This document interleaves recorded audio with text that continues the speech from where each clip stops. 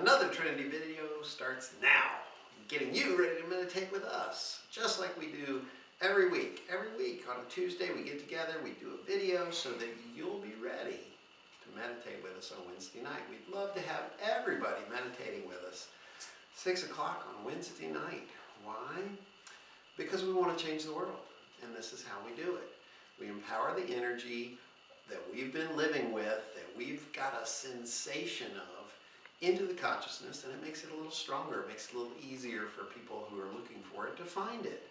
And therefore we have more light on the planet. It's a wonderful thing. You should be a part of it.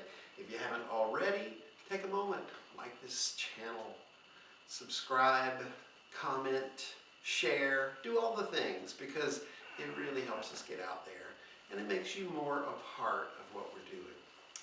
As I said, every week we do a different energy. This week it is the energy of order. Order is a misunderstood energy. People think of it as something imposed, like a controlling mechanism. I'm going to put a cage around this thing so that it goes through its business in the right sort of way.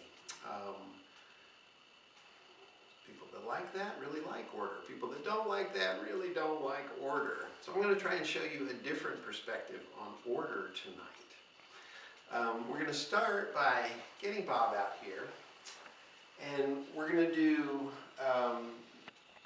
something pretty typical in self-defense martial arts situations, which is you learn to take a punch. Boom. So if Bob hits me here, about 50%, about 50%. Good.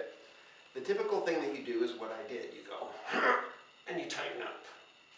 That's what you're taught to do if you take Taekwondo or karate or anything like that. Somebody hits you, you tighten those muscles up. And that's the kind of order that most people think of. They think bear down on something, make it happen in the correct sequence. Squeeze it, compress it. That's not the order that we're talking about tonight. So if he hits me again, boom, you can feel it localizing all the force, so that all the force that he puts into that ends up right here. And if I tighten up, I can take it, it stings a little bit, but I'm taking all of that force into my body. If I had a yoga ball, and he were to hit that, I would not take all of that force into my body. The ball does a really good job of distributing the force in all directions. So that's what we want to get to. We want to imagine that inside of every situation there is its own piece of order. You don't have to impose it on the outside. You don't have to bear down on it, hold it in place.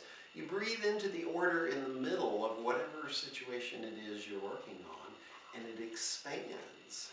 Sort of like if you've ever made paper mache, sometimes they'll make like a paper mache head or something, and you blow up a balloon, and then you put the paper mache over it, and after it dries, you let the air out of the balloon. That's what we're talking about.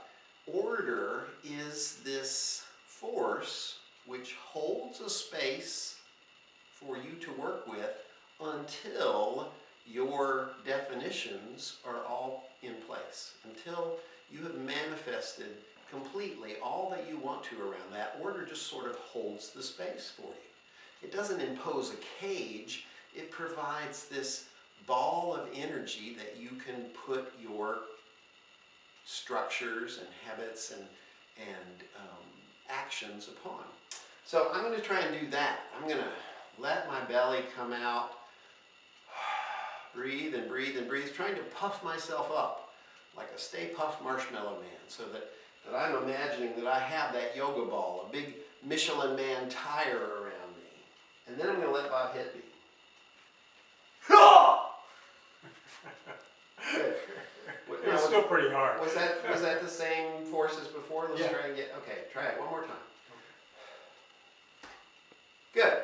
Now, how did that feel to you as opposed to the first time? It felt more resilient.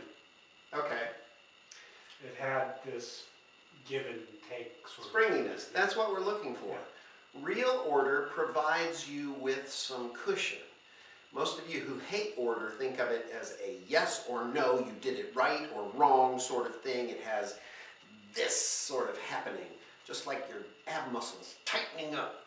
And that's not what we want. We want to breathe into our order, letting it get big and expansive and have a little bounciness to it. This will allow us to build on the outside of it, and it will hold the space until our definitions and our structures are in place. So I'm going to try the same thing with Bob. I'm going to get him to stiffen up. All right. Clench up your abs. Let me get somebody else for this. Clench up your abs. Boom. Now, where did you feel that? It felt kind of a shudder, but stiff. Yeah, right there, right there. All of the force goes there. That's the problem with most of the order that we think of as order. It localizes everything. We have to do this, and then we have to do this, and if this gets out of place, we got to put it back, and all of our attention goes to this local spot. It doesn't help feed the rest of our day and the rest of our expression. This is what we want to change tonight. So I'm going to get Bob to breathe. Imagine he's puffing himself up. He's got a big old fat Buddha belly. Good. Imagine yourself big. Keep breathing, letting yourself expand and swell up. Now, if the punch comes, you're going to be tempted to go and do that. So what we want to do is think about our back and our gluteal muscles and our leg muscles and put the focus there so that we remain fat and bouncy and puffed up in the middle. Here we go. Now, how did it feel? I felt it back there. Yeah, it dispersed the force. Yeah. It's sort of counterintuitive. We really want to think that the best defense in any situation is to tighten up, to bear down. And that's what we do with order. We turn it into this Nazi-like thing of this, then this, and never that, and now this, and where did it go? Who took my piece? Bring that piece over here. And we get very locked in. And it localizes all that we put into that moment into whatever the task we're doing. It doesn't feed any other part of our life. But if you imagine your order to be internal order, that you breathe into and just let it expand to fill however much of the space it needs to fill, then you can put your doings and your actions and your definitions and your completions of structures, you can build that all over that bouncy, springy order, and it will hold it in place until those things are ready to stand on their own. This is a different way to look at order, and I really want you to practice it by just imagining that as you breathe, your belly's getting bigger, you're puffing up. It's like you just drunk 20 gallons of water and you're just swelling up like a balloon. Imagine that before you have to engage in some task where you're like, okay, I got to put everything in order. I've got to do this in the correct order. Before you go down that path of tightening up and controlling and putting things piece by piece, imagine that in every situation there's a little seed of order already in there, and you just got to breathe into it and let it get big and bouncy. And then you can pile things all over the outside, and not only does it hold them in place while they're drying and setting and getting more permanent, but it distributes the force of everything that you put into that project so that it begins to feed other areas of your life and not just that tiny little place where the force is going. If you think this stuff's cool, stay tuned for more Trinity.